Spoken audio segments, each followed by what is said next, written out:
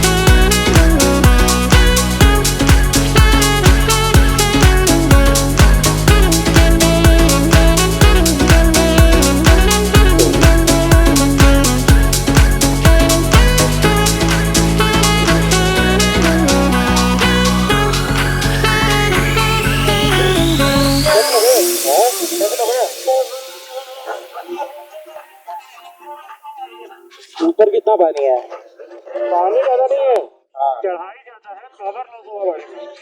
पहले गियर पे चढ़ाएंगे और क्या होगा? पहले गियर पे चढ़ेगी और राइट साइड वाले से जाना है।